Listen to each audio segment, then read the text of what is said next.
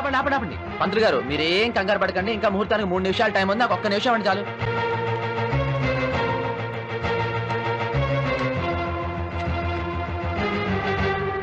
Hello friends, sorry for the inconvenience. పంతులు గారు మాంగళ్యం తంతునానేనా అనకుండానే, పెళ్ళికొడుకు గారు 3 ముళ్ళు వేయకుండానే ఈ పెళ్ళంతా ముందే జరిగినట్టు మనం చూడొచ్చు. ఎలాగని ఆశ్చర్యపడుతున్నారా? ఒక్క నిమిషం.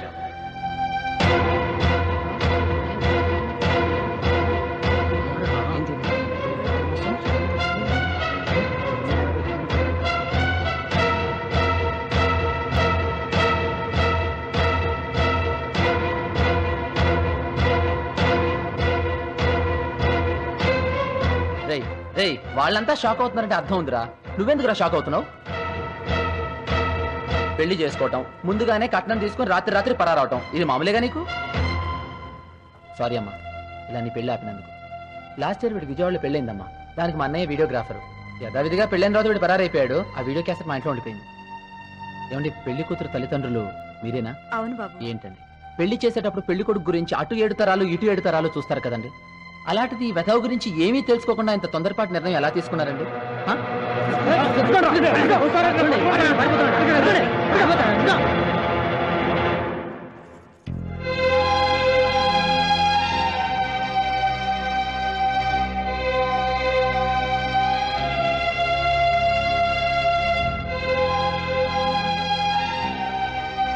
లహరి, చాలా థ్యాంక్స్.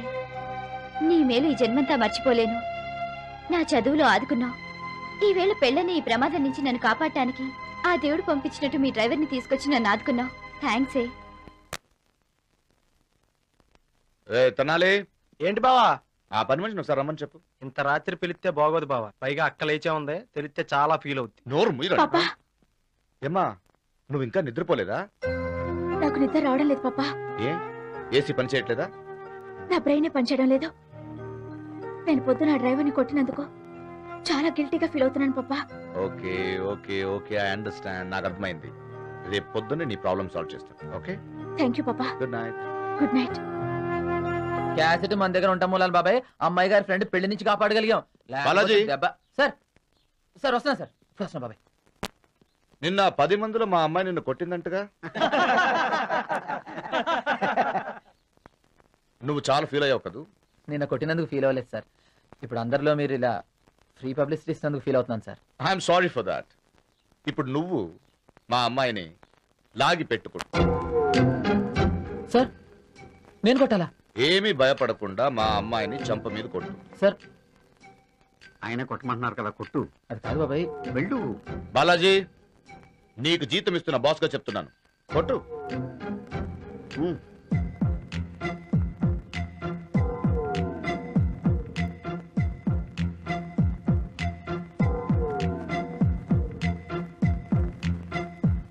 అది రెడీమా? ఓకే, కొట్టు బాలాజీ.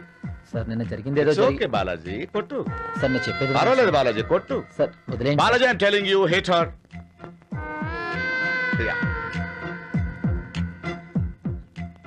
కొట్టాను సార్. ఇది కొట్టడమా? సౌండ్ రావాలి సార్. నా మాట వినండి బాలాజీ, ఐఎమ్ టెలింగ్ యూ. నన్ను కొట్టమంటావా? నువ్వా?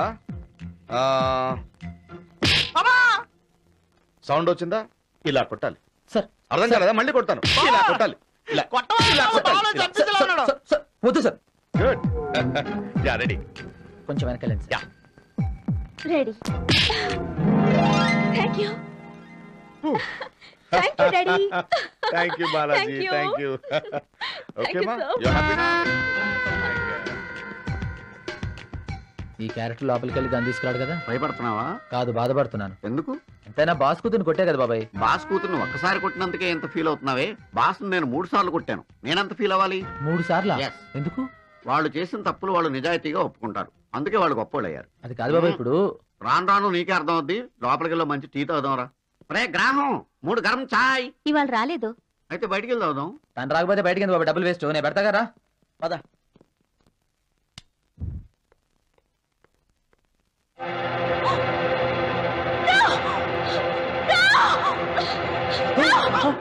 ఏంటండి ఈ పని? నన్ను కొట్టారన్న బాధతో మీరు చేయి కాల్చుకుంటున్నారా? జరిగింది జరిగిపోయింది. తప్పు చేసింది నేను. దానికి మీరు ఫీల్ అవ్వకండి ప్లీజ్. ఇప్పుడు చెయ్యా నేను మీరే చెప్పండి. దానికి మీరే చెప్పండి. ఏంటి బాలాజీ అమ్మాయి గారు వద్దని చెప్తున్నా మనం ఏంటి నువ్వు? అమ్మాయి గారు నేను చెప్తా మీరు వెళ్ళండి. అది ఇప్పుడు ప్లీజ్ ట్రై టు కంట్రోల్. అది నేను అది ఏంటి బాబాయ్ కన్ఫ్యూజన్? మరి ఏం చేయమంటావు? నువ్వు చేయి కాల్చుకుంటున్నావు అనుకుని మేడం గారు ఫీల్ అవుతున్నారు. కాదు టీ కాస్తున్నావు అంటే మళ్ళీ ఫీల్ అవుతారు. అది కాదు ఇప్పుడు నేను చెప్పేది. మరేం చెప్పక మేము ఫీల్ అవుతాం ఇంకా.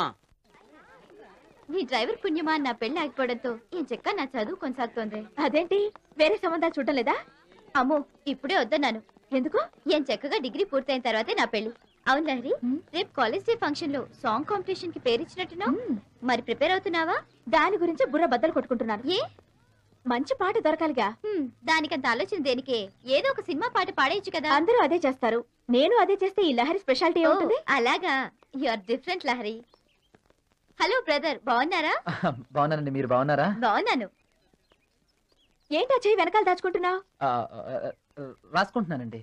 బర్నాలు కదా కాదండి. బాలాజీ, ఇతను చూడు, నిన్న నన్ను కొట్టినందుకు వద్దని చెప్పిన వెనక కూడా చేయి కాల్చుకున్నాడు. ఇప్పుడు బర్నాలు రాసుకుంటున్నాడు. Balaji, I think you are crazy. నిన్నే చెప్పాను కదా ఇలాంటి పిచ్చి పనులన్నీ చేయొద్దని. జరిగింది ఏదో జరిగిపోయింది, అయిపోయింది ఏదో అయిపోయింది. Just leave it. చెప్పింది బాలాజీ. అసలు పోయిటరీ రాసుకుంటాను మేడం. నువ్వు పోయిటరీ రాస్తావా? సరదాకి రాసుకుంటూ ఉంటాను. గుడ్. ఎలాగో డ్రైవింగ్ పోస్ట్ లో చాలా టైం ఉంటుంది కదండి, వేస్ట్ కాకుండా రాసుకుంటూ ఉంటాను. అయితే డెఫినెట్ గా చదివి తీరాల్సిందే. అయ్యో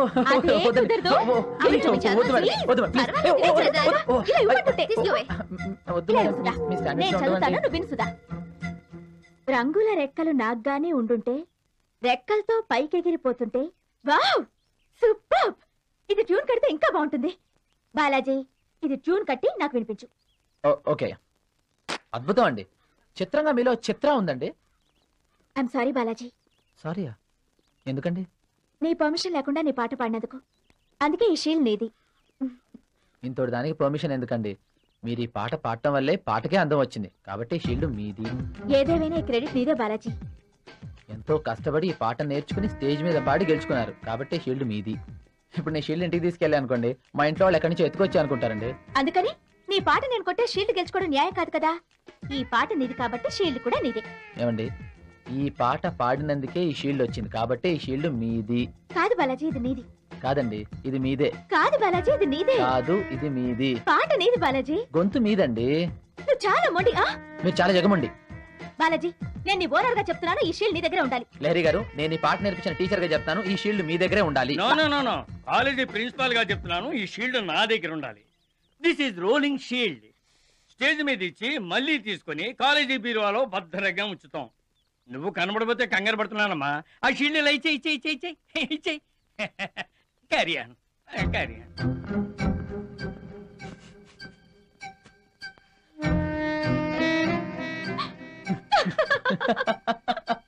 ఇదిగో అవతారం, పద. ఎక్కడికి? మంచి కలర్ఫుల్ ఫిగర్స్ ఉండే పార్క్ కి. ఎందుకు? బతుకు మరి బ్లాక్ అండ్ వైట్ లో తయారైంది, కొంచెం కలరింగ్ వేసుకుందామని. అంటే లవ్ చేసి పెళ్లి చేసుకుందామని. నీకు పెళ్ళోకే కానీ లవ్ ఎందుకు బాబు? ఇదిగో, మన గురించి నీకు తెలదు. మనం అప్పట్లో కాలేజీ చదివే రోజుల్లో అమ్మాయిలు మన గురించి క్యూ కట్టి వాళ్ళు తెలుసా? దేనికి? రాఖీలు కట్టడానికా? అమ్మాయి పార్కు పద, మన టాలెంట్ ఏంటో చూపిస్తాం.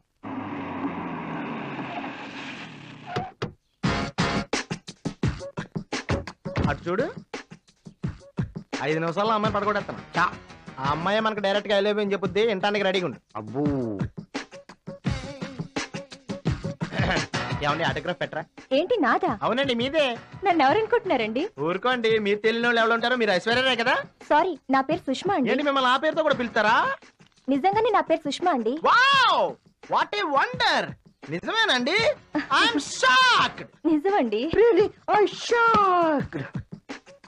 అబ్బా, చాలా టాలెంట్ ఉందిరా నీ దగ్గర. యూత్. తీసుకోండి. ఆహా వద్దండి. కాదనకు సుష్మా. Thank you. ఇంతకీ మీరు? నేను ఒక నికార్సైన భీమవరం బ్యాచులర్ నండి. అందమైన అమ్మాయి దొరికిదాకా పెళ్లి చేసుకోకూడదని స్ట్రాంగ్ గా డిసైడ్ అయిపోయి. అలాగా? అవునండి.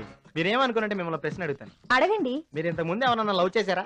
లవ్ చేశాను కానీ వర్కౌట్ కాలేదండి. అవదో, నాకు తెలిసి ముందే. ఎలా?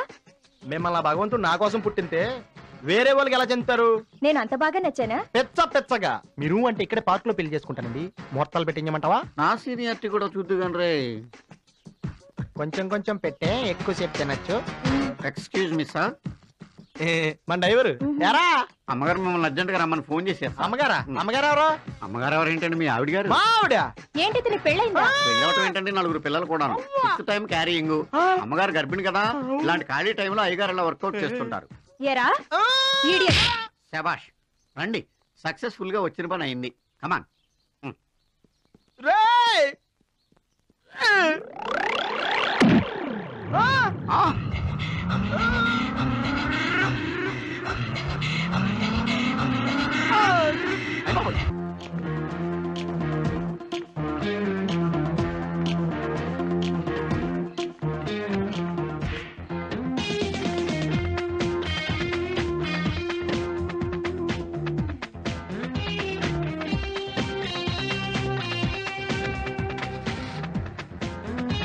ఒరేయ్, మన Balaji Guinness book of cars రికార్డులోకి ఎక్కేలా ఉన్నాడు రా.